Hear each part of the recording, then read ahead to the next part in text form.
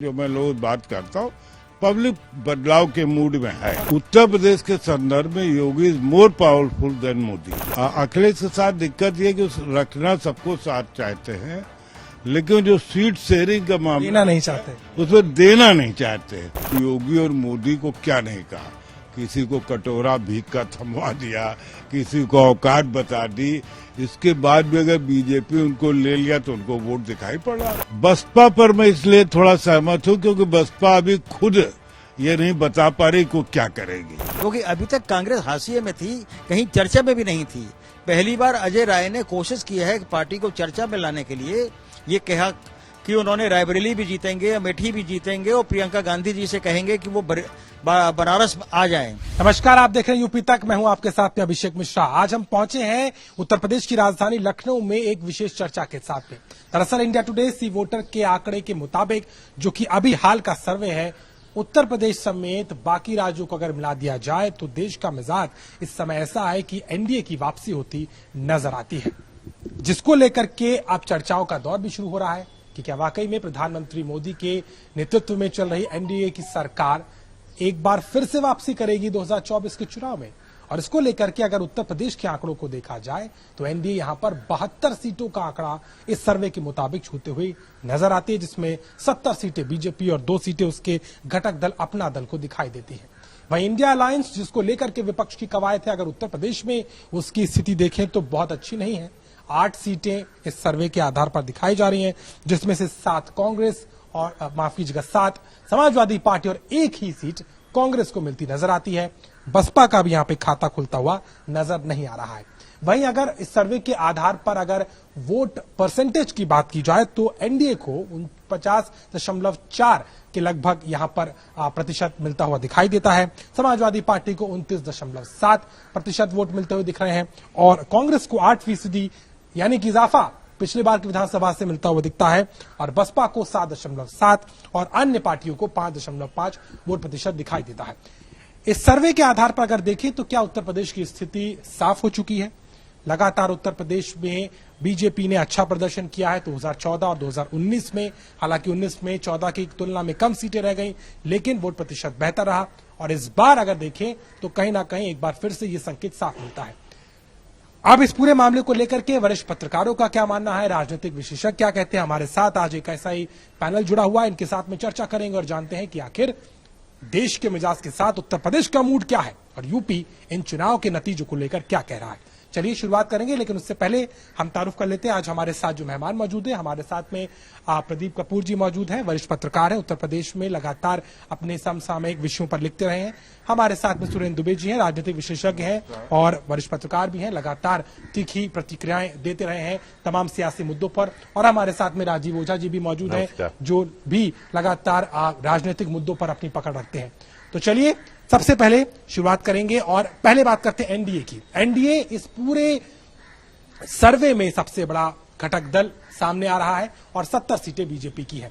सुरेंद्र जी, सबसे पहले मैं आपसे जानना चाहता हूं, आपको क्या लग रहा है, पहली नजर अगर आप सर्वे पर डाल रहे हैं, ये सर्वे के आंकड़े आपके मुताबिक क्या कह रहे हैं?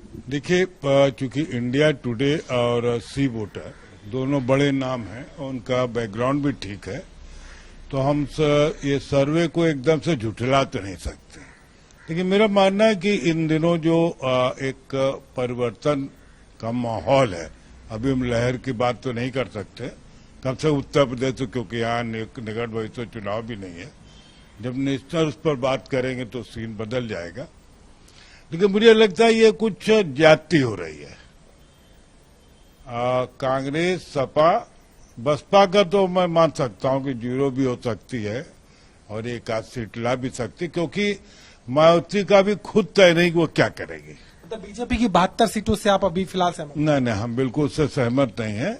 मुझे लग रहा है कि जो अखिलेश और इनके बीच, कांग्रेस के बीच जो भी फार्मूला बनेगा, बनाना पड़ेगा अगर इन लोगों को सत्ता में आना है दोबारा, वरना दौड़ते रहेंगे तो ये सपा जाहिर चाहेगी कि हमको बिगर शेयर दिया जाए।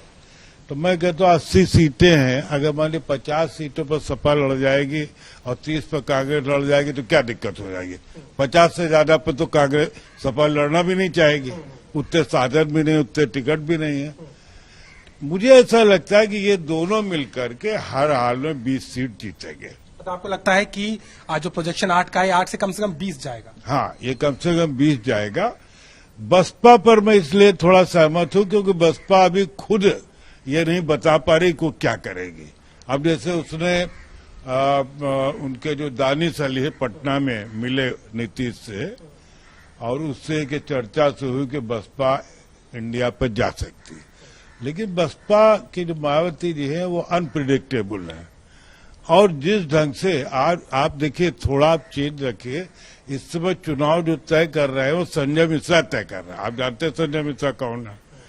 जिस देश में मुख्यमंत्री तक संजय मिश्रा की जांच से भयभीत हैं या प्रभावित हो रहे हैं, ऐसे में आप किसी वोटर से उम्मीद क्यों करते कि वो आपको साफ साफ बता देगा कि हम बीजेपी को वोट देंगे कि सपा को देंगे?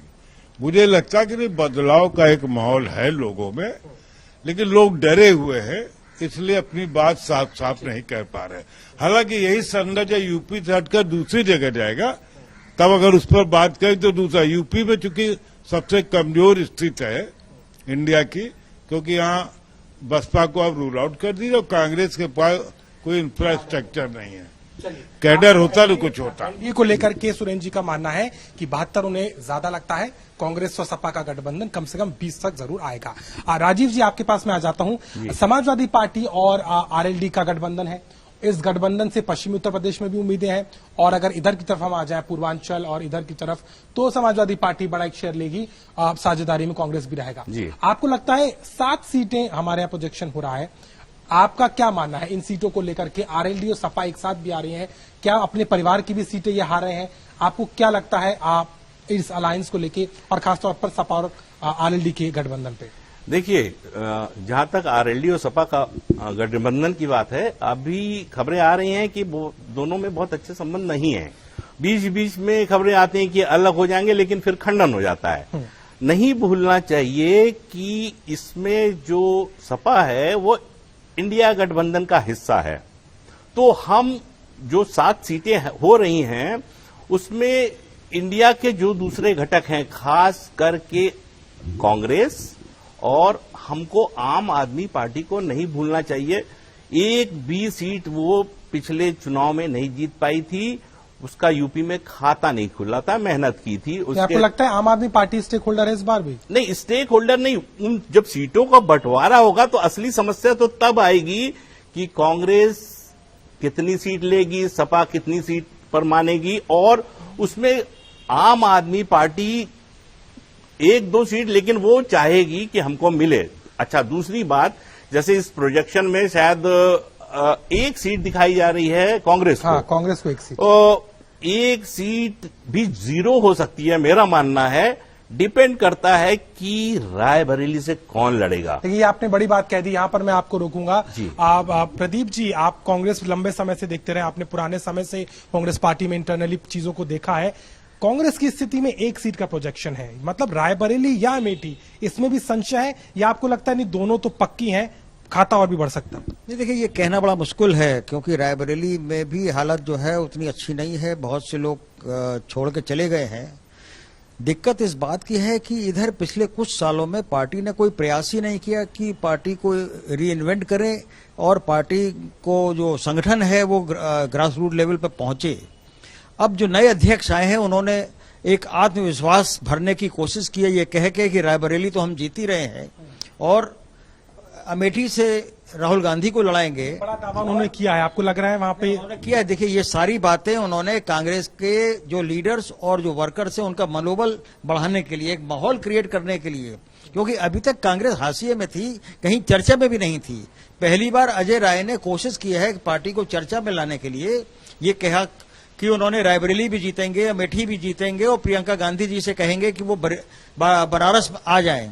तो अब जो कांग्रेस की नई लीडरशिप उत्तर प्रदेश में, नया अध्यक्ष है, तो वो जाहिर बात है कि वो पूरा एक एग्रेसिव भी है, तो पूरी कोशिश होगी मनोबल ऊपर करने की। दूसरा ये कि कांग्रेस इस वक्त निगाह लगाए हुए है 2 अक्टूबर से जो भारत जोड़ो यात्रा का 2nd फेज, जिसमें कि राहुल गांधी उत्तर प्रदेश में बहुत लंबे समय तक और बहुत सी कॉन्स्टिट्यूएंसीज को कवर करने वाले हैं, वो किस तरह का माहौल पैदा करता है, वो भी एक देखने की बात है। लेकिन सर आपको लगता है कि क्या कांग्रेस के लिए अमेठी में स्कोप बचा है? एक तरफ ये आवाजें भी आती हैं कि बीजेपी के लिए दिक्कत है, स्मृति ईरानी को लेकर के विरोध है। आपको आप मौजूदा हालात में वायनाड से वापसी होती है, भारत जोड़ो की ये वो यात्रा करते हैं, बीजेपी पर संसद से लेकर सड़क तक हमलावर है। अमेठी में आपको लगता है कि राहुल गांधी वापसी कर पाएंगे, स्मृति ईरानी को हराने की वो क्षमता रखते हैं? देखिए, मुझे लगता है कि इस वक्त कांग्रेस का माहौल जो है वो अपस्विंग है, क्योंकि आपने भी 2% से 8% तो दिखा दिया ना, तो कांग्रेस जो है अपस्विंग है। और जिस तरीके से भारत जोड़ो यात्रा का जो सेकंड फेज होगा वो ये तय करेगा, क्योंकि माइनॉरिटीज भी जो है वो कांग्रेस की तरफ देख रही हैं। तो और बहुत से जो फेंसिटर हैं, जो उदासीन थे, वो भी देख रहे हैं कांग्रेस की ओर। तो जब कांग्रेस का माहौल अगर बनेगा और भारत जोड़ो यात्रा में जन समर्थन उनको मिलता है, तो फिर वो 8% जो है वो और आगे भी जा सकता है और वो नंबर ऑफ सीट्स भी बढ़ सकती हैं। मेरा ये मानना है उत्तर प्रदेश में एनडीए की सीटें जरूर कम होंगी और इंडिया की सीटें जो है वो जरूर 8, जो आपका प्रोजेक्शन है उससे कहीं बेहतर परफॉर्मेंस होगी। जो टेस्टिंग टाइम है, जो सबसे बड़ी मुसीबत है, जो दिक्कत की बात है, वो इंडिया में सीट शेयरिंग है, क्योंकि समाजवादी पार्टी इस वक्त जो है 111 सीटें लिए हुए है, तो वो चाहेगी कि पोस्ट पोल सिनेरियो में जो है वो सबसे ज्यादा रोल अदा करे, ज्यादा नंबर सीट लेके आए। लेकिन उसकी भी दिक्कतें हैं। अभी हम लोगों ने देखा कि खुद अखिलेश यादव अपनी जीती हुई सीट हार गए आजमगढ़ में, और जो रामपुर में कहा जाता था आजम खां साहब, जो बहुत बड़े लीडर कहे जाते थे, कद्दावर नेता, वहां भी समाजवादी पार्टी हार गई। तो अभी ये भी देखने वाली बात है कि समाजवादी पार्टी किस तरीके से अपने को कंडक्ट करती है। और सबसे बड़ी बात, लेकिन आपको अमेठी लगता है राहुल जीत पाएंगे या वहां अभी कह नहीं सकते? देखिए, मैं ये कहना मुश्किल है कि जीत पाएंगे, लेकिन संघर्ष में तो रहेंगे। चुनाव बहुत बेहतर होगा, रायबरेली में भी और अमेठी में भी बड़ा बेहतर होगा, ये मानना है प्रदीप जी का।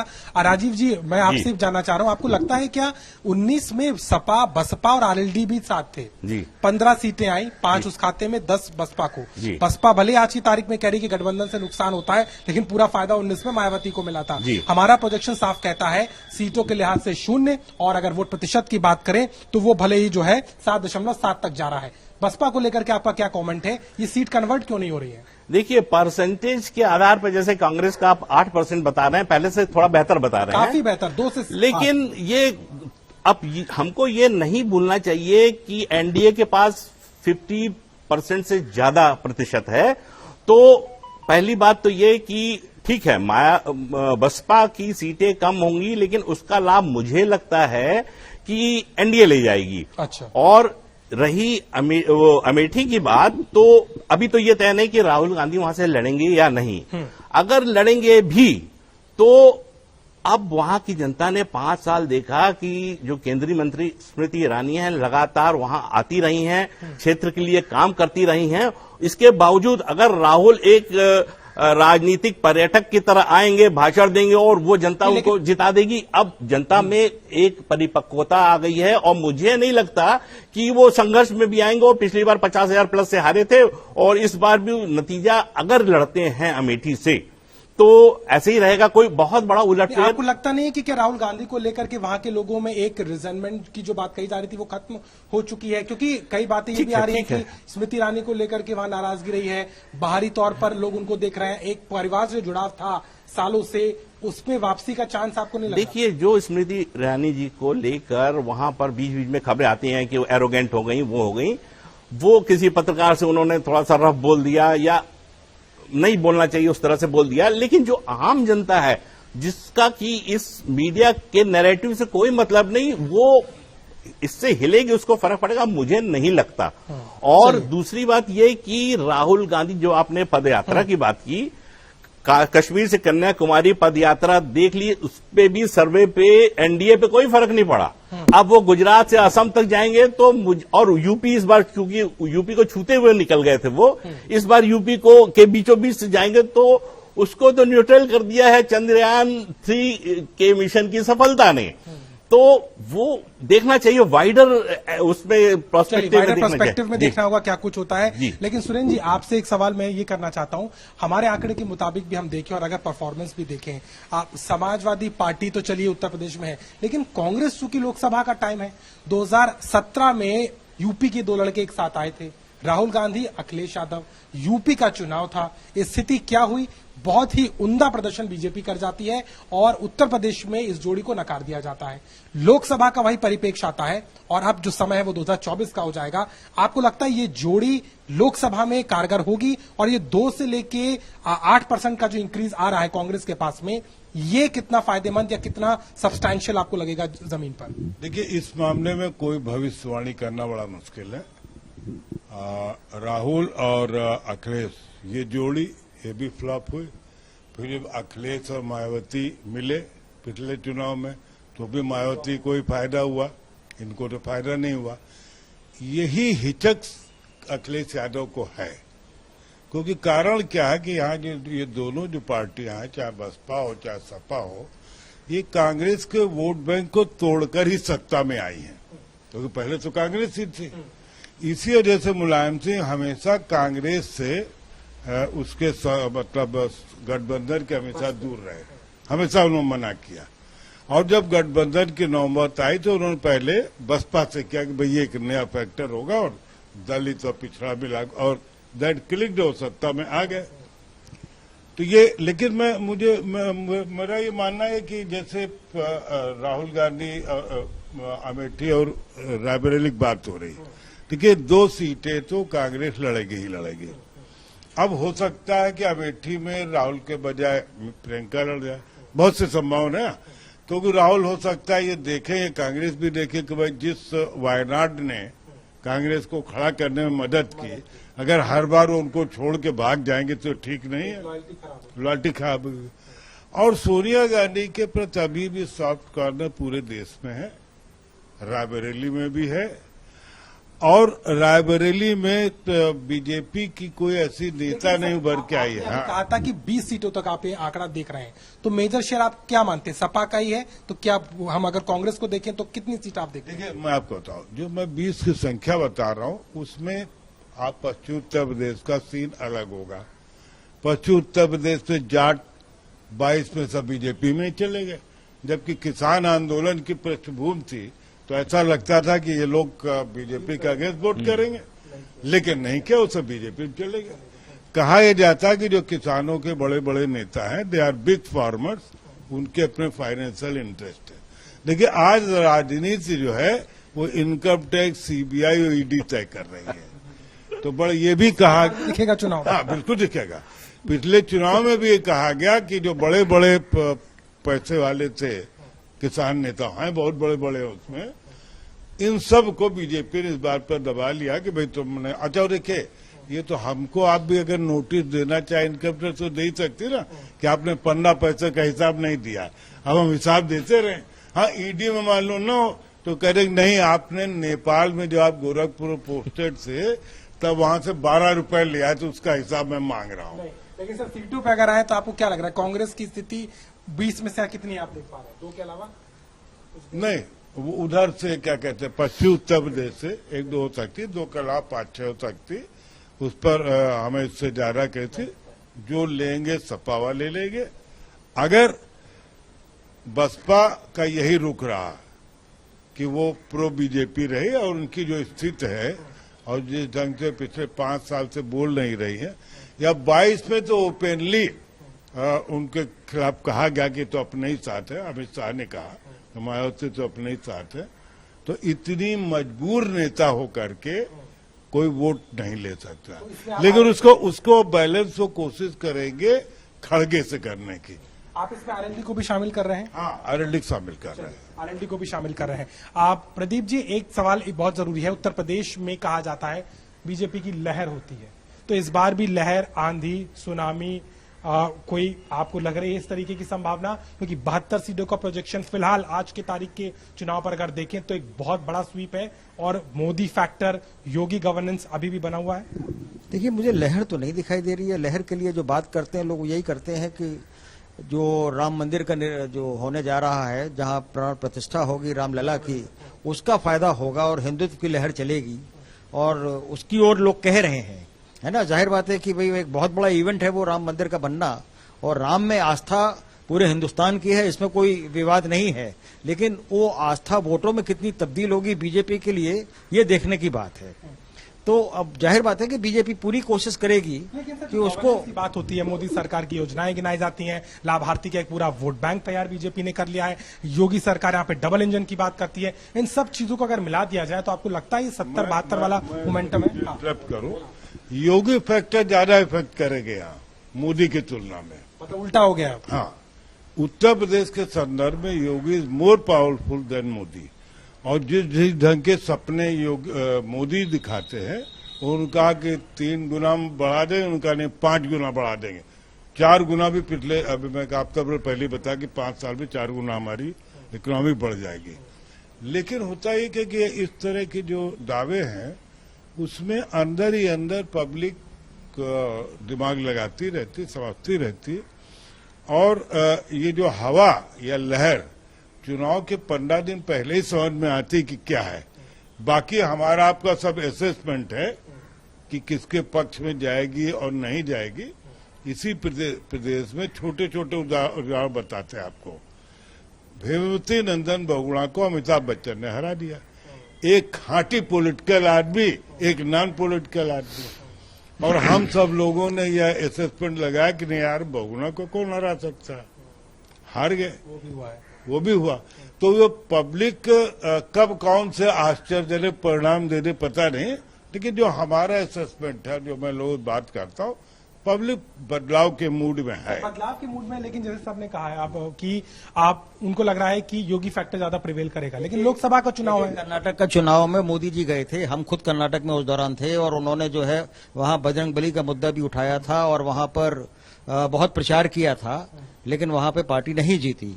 मुझे लगता है उत्तर प्रदेश में मोदी जी जो है वो योगी जी पे ज्यादा डिपेंडेंट है, योगी जी की मदद से ही अगर बीजेपी कुछ सीटें निकाल पाएगी, उनकी वजह से निकाल पाएगी। योगी को जो स्टार प्रचारक कहा जाता है, वो केरल तक में चले जाते हैं, उनकी स्वीकार्यता जो है नॉर्थ ईस्ट में भी बढ़ गई है, तो वो फैक्टर यहाँ भी रहेगा। तो वो तो जाहिर बात है कि योगी जब उत्तर प्रदेश में है, यहाँ के मुख्यमंत्री हैं, तो मुझे लगता है कि मोदी और बीजेपी का जो शीर्ष नेतृत्व जो है वो योगी पे ज्यादा डिपेंडेंट होगा उत्तर प्रदेश में बीजेपी की सीटें जीतने के लिए।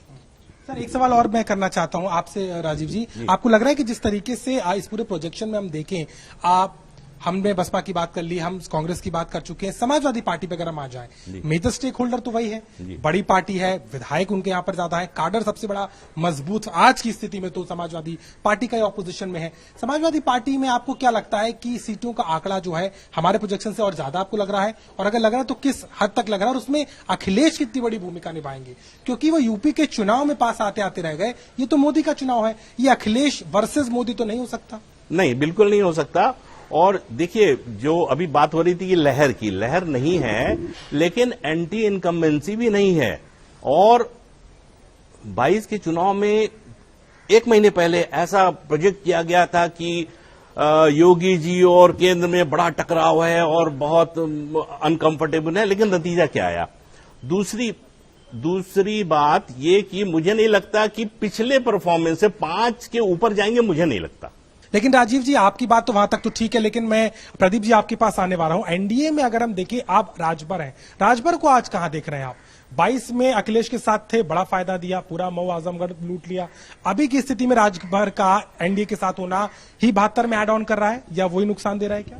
नहीं, देखिए, एनडीए को तो जाहिर बात है कि एड ऑन करेगा, फायदा पहुंचेगा। और यही समझ के जो है, आप देखिए कि भास्कर के यहाँ जब शादी हुई थी तो सारे ओम प्रकाश राजभर के यहाँ शादी जो थी वो एक बहुत बड़ा इंडिकेटर था कि सारी पॉलिटिकल पार्टीज के बड़े से बड़े नेता वहां पहुंचकर एक संदेश देना चाह रहे थे, पूरी कम्युनिटी को देना चाह रहे थे कि देखिए हम आपके साथ खड़े हुए हैं। तो वो एक मैसेज दिया था, और जाहिर बात है कि उनको साथ रखने से बीजेपी के शीर्ष नेतृत्व को भी ये लगता है कि हमको एनडीए में फायदा होगा, तो इसलिए साथ रखते हैं। तो अब जाहिर बात है कि ईस्टर्न यूपी में उनका जो इन्फ्लुएंस है राजभर कम्युनिटी का, उसको साथ रखने के लिए, अपने वोट परसेंटेज बढ़ाने के लिए वो साथ रखे हुए हैं। लेकिन वो उनकी जो आदत है उछल कूद करने की और बहुत ज्यादा इधर से उधर जाने की, वो तमाम जगह घूम आए हैं वो, तो वो अपना एक प्रेशर डालते रहते हैं और अपनी एक वैल्यू बढ़ाने के लिए सब। लेकिन प्रेशर के अलावा अगर देखिए सीटों में, अगर राजभर को मुझे नहीं लगता कि 1 से ज्यादा सीट मिल पाएगी, लेकिन वोट बढ़ाने में एनडीए का कितना वोट बढ़ाने में फायदा होगा। क्योंकि सीटें जीतना ज्यादा जरूरी नहीं होता, उससे ज्यादा जो और पूरी कॉन्स्टिट्यूंसी, जो तमाम कॉन्स्टिट्यूंसीज में वोट शेयर बढ़ाने की बात होती है, जिससे एक कुमुलेटिव इफेक्ट होता है, तो उसके लिए उनका फायदा होगा एनडीए में। आप सुरेंद्र जी, आपको क्या लगता है आरएलडी की अगर हम बात कर लें, आज की तारीख में तो वो इंडिया अलायंस के साथ में है और उसी के हिसाब से ये तस्वीर लगभग हमें दिख रही है। अगर फॉर इंस्टेंस आरएलडी बीजेपी के साथ एनडीए में आती हुई नजर आती है, तो यहां ज्यादा फायदा पहुंचा सकती है या इंडिया अलायंस के साथ खड़े होकर के उसका भविष्य है? नहीं, देखिए, अगर आरएलडी बीजेपी के साथ आ जाएगी तो फिर बीजेपी को ज्यादा फायदा होगा, क्योंकि पश्चिम उत्तर प्रदेश में आरएलडी का अपना प्रभाव है। और पिछली बार भी मैं ऐसा समझता हूं कि आरएलडी की बात वहां के जाटों ने नहीं मानी, इसीलिए बीजेपी को ज्यादा वोट मिला। और अब अगर आरएलडी साथ आ जाए ओपनली, और उनके पिताजी ऐसा कर चुके, तो इनसे हम क्यों ऐसा माने। और फिर राजनीति में देखिए, जब ये है कि ओम प्रकाश राजभर की अभी आप चर्चा कर रहे थे, तो उन्होंने योगी और मोदी को क्या नहीं कहा, किसी को कटोरा भीख का थमवा दिया, किसी को औकात बता दी। इसके बाद भी अगर बीजेपी उनको ले लिया तो उनको वोट दिखाई पड़ा। लेकिन अगर आरएलडी के खुद के भविष्य की बात करें तो सीटों के लिहाज से, वोट प्रतिशत के हिसाब से वो कहां पर ज्यादा फायदे में दिखते हैं? नहीं, भविष्य में भी वो फिर बीजेपी के साथ उनको ज्यादा दिखाई पड़ा। राजीव जी, आप कुछ कहना चाह रहे हैं? हाँ, इसी आरएलडी पर कहना चाह रहे थे कि पिछले चुनावों को देखने हम लोकसभा के, जब आरएलडी ने बीजेपी का साथ दिया या बीजेपी के साथ लड़ी, उसको फायदा हुआ है।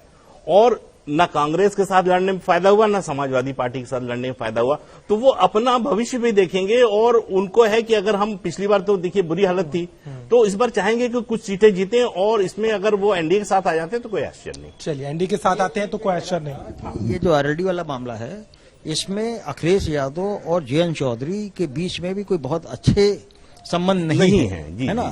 कम्युनिकेशन गैप भी है, और मतलब जयंत चौधरी चाहते हैं कांग्रेस के साथ मिलकर चुनाव लड़ना, उनके साथ सीट शेयरिंग करना, जो अखिलेश को उतना ज्यादा रास नहीं आ रहा है। तो मैं एक बात ऐड कर दूं, अभी मेरे ख्याल 1 महीना पहले कांग्रेस के एक नेता ही आए थे यहीं मिलने, तो उन्होंने हमको ये कहा कि नहीं, जयंत चौधरी की कांग्रेस से बात पक्की हो गई है और वो उधर चले जाएगा। हालांकि वैसा हुआ नहीं, लेकिन राजनीति में कई बार वो ऐसा होता है कि आज जो बात होती है 6 महीने बाद वो गठबंधन होता है। तो कांग्रेसी भी कोशिश करेंगे कि जयंत चौधरी उनकी तरफ आ जाए और भाजपा। क्या आप गठबंधन में या कांग्रेस के सिंबल पे चुनाव लड़ जाए? नहीं, गठबंधन मतलब उधर इंडिया चला जाए तो है वहां पे उस। हाँ, तो उसमें कांग्रेस कोशिश करेगी, हो सकता है, क्योंकि देखिए अखिलेश के साथ दिक्कत ये कि रखना सबको साथ चाहते हैं, लेकिन जो सीट शेयरिंग का मामला देना नहीं चाहते, उसमें देना नहीं चाहते, जो हाँ वो काम नेता ही कर लेते थे। उस मामले में ये छोटे नेता भी साबित नहीं हुए। यही कारण है कि 22 में जीती हुई सीटें भी हार के कहा जाता है कि 40-50 सीटों का मामला। आप ये समझिए कि जब एक रात पूर्वांचल में सारी जनता इनके पीछे दौड़ी, तो आदमी ये देखता कि एक वोट हमने, जिसकी वजह से 110 सीटें मिल गई। तो दूसरी चीजें भी देखिए, बीजेपी से कुछ चीजें सीखने लायक है, कि लास्ट मोमेंट तक और एक सीट जीतने के लिए अपनी बेइज्जती करा करके भी उस काम में लगे रहते हैं। ये लोग बढ़ गए कि अरे अब तो पूरा पब्लिक हमारे लिए पागल हो गई, वरना ये 150 से कम सीटें नहीं लाते समाजवादी पार्टी। करनी पड़ेगी, चूंकि समय हो चला है, ज्यादा समय नहीं है हमारे पास, लेकिन फाइनल कमेंट ले लेते हैं। राजीव जी, फाइनल कमेंट, आज की स्थिति में 72 और ये आंकड़ा है, आपको लगता है आने वाले समय में ये बढ़ेगा, गिरेगा, क्या लगता है? देखिए, हम 72 पे नहीं जा रहे, हम 305-6 पे जा रहे हैं। और वो इसलिए है कि यूपी में कोई बड़ा उलटफेर नहीं होने वाला है। यूपी में एनडीए के पक्ष में सुधार ही होगा, तभी वो 300 के प्लस जा रहे हैं, ये हमको नहीं भूलना चाहिए। चलिए सर, प्रदीप जी, आपको क्या लगता है? इंडिया अलायंस हमारे हिसाब से अभी बहुमत से दूर है, 306 के साथ में एनडीए है, इसमें सुधार होगा, गिरावट होगी, आपको क्या लगता है? मुझे लगता है कि इंडिया के जो वोट परसेंटेज और नंबर ऑफ सीट्स में बढ़ेगा। वो कितना आप देख रहे हैं, कहां तक देख रहे हैं? ये कहना तो बड़ा मुश्किल है। 200+। मैं ये नहीं कह रहा कि सत्ता में आ रहे हैं, लेकिन यह है कि बढ़ेगा, क्योंकि बहुत से फैक्टर्स हैं अभी जो इन्वॉल्व होंगे और जिसकी वजह से वो बढ़ सकता है। सुरेंद्र सर, फाइनल कमेंट, आपको क्या लगता है हमारे प्रोजेक्शन के हिसाब से क्या अभी भी ये जो प्रोजेक्शन है उसमें कहा गया 43% बीजेपी, 41% इंडिया, मतलब 2 2% का फर्क। अंतर है, ठीक है। उसके कैलकुलेशन में देखा मैं कुछ गलत है, वो 250 के आसपास होना चाहिए। मेरा ऐसा मानना है कि इंडिया बेटर करेगी और ये आने वाले समय एक कांग्रेस की भारत जोड़ो यात्रा का जो पार्ट 2 होगा, दूसरा ये सीट शेयरिंग और इस सब में कैसे कर पाते हैं, क्योंकि बीजेपी की ऐसी कोई मतलब रणनीति नहीं मुझे दिखाई पड़ी जहां वो पब्लिक को ये कहना चाहते हैं कि नहीं हम देखो बदल गए हैं और now we are behaving in a good way. ना, उनके दिमाग में है कि नहीं यही एक चुनाव जीतने का तरीका है, और जैसे राम मंदिर वगैरह है, ये सब कार्ड जो भावना होता है तुरंत बहुत अच्छा काम करते हैं। लेकिन पिछले 2 चुनाव में 14 और 16 से आपको विपक्ष मजबूत लग रहा है इस बार? हाँ, सर्टेनली मजबूत लग रहा है, लेकिन वो कितना मजबूत है, कितनी सीटें ले जाएगा। अब राम मंदिर की बड़ी चर्चा होगी। मेरा मानना है कि राम मंदिर इनके पास हम 84 से देख रहे हैं, तो क्या हुआ? हो रहा था, कुछ नहीं हो रहा था ना। बल्कि वो कहते जब इनकी मुलायम सिंह जीते तब वो तो मंदिर आंदोलन के बाद ही जीते थे। तो बहुत सी चीजें ऐसी होती जो डिपेंड करती। अब मंदिर तो देखिए जो बनने की फ्रेंजी थी कि कैसे नहीं बनने देंगे, वो तो अब बन रहा।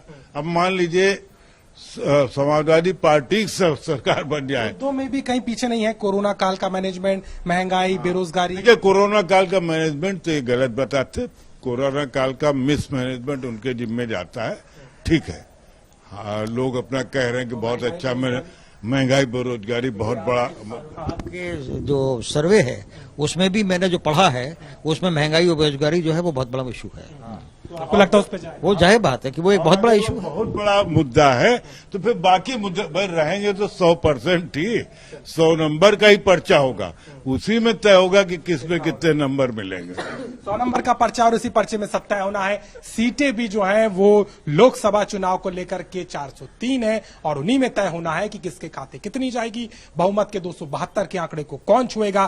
बीजेपी का जो प्रोजेक्शन इंडिया टुडे सी वोटर के सर्वे में है, जहां पर फिलहाल की स्थिति में वो बहुमत से काफी ऊपर नजर आती है, लेकिन इंडिया अलायंस विपक्ष को एक करते हुए जिस तरीके का प्रोजेक्शन अभी दिखाता है वो साफ तौर पर दिखाता है कि आने वाले समय में चुनौती रहेगी और एनडीए के लिए कहीं ना कहीं इस बार का चुनाव पिछले दोनों चुनाव की तुलना में उतना आसान नहीं होने वाला है। लेकिन समीकरण बदलेंगे, समय बदलेगा, लेकिन चर्चाओं के साथ हम लगातार आपके साथ जुड़ते रहेंगे। आज के लिए बस इतना ही। उत्तर प्रदेश की तमाम खबरों के लिए आप लगातार बने रहिए यूपी तक के साथ। मेरे सहयोगी रोहित कांत के साथ मैं अभिषेक मिश्रा, लखनऊ, यूपी तक।